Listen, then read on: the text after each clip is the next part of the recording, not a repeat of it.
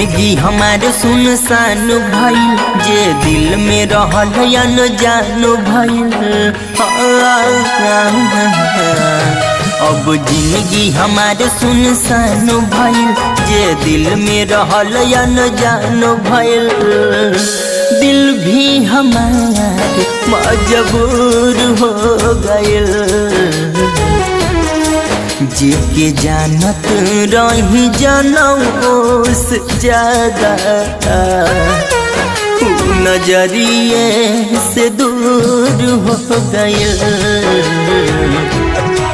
जे के जानत रही जनऊ से ज्यादा नजरिए से दूर हो गइल।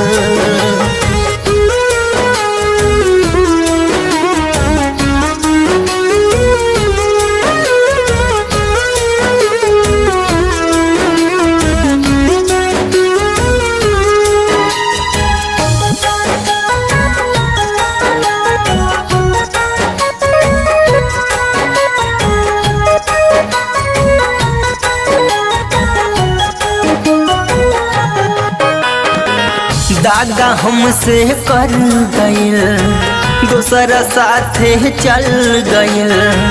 रही सजवले सपना जवन पल भर में बिखर गइल।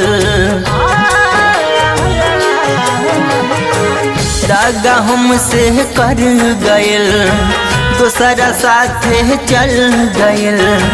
रही सजवले सपना जवन पल भर में बिखर गइल। शीशा जैसे दिल चकनाचूर हो गइल। जे के जानत रही जनऊ से ज्यादा नजरिए से दूर हो गइल। जे के जानत रही जनऊ से ज्यादा नजरिए से दूर हो गइल।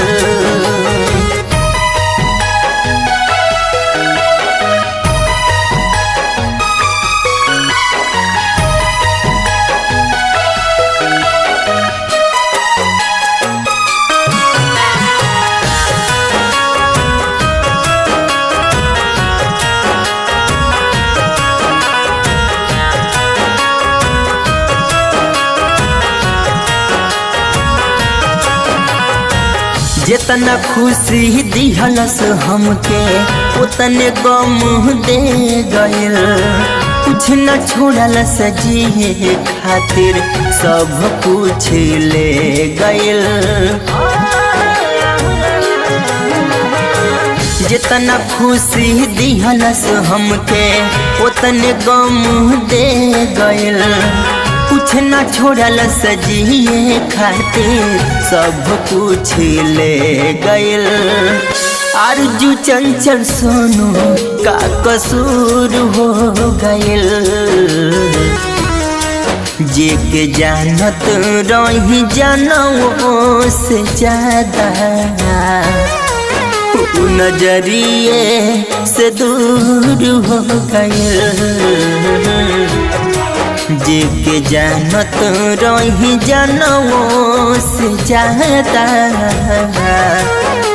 नजरिए से दूर हो गइल।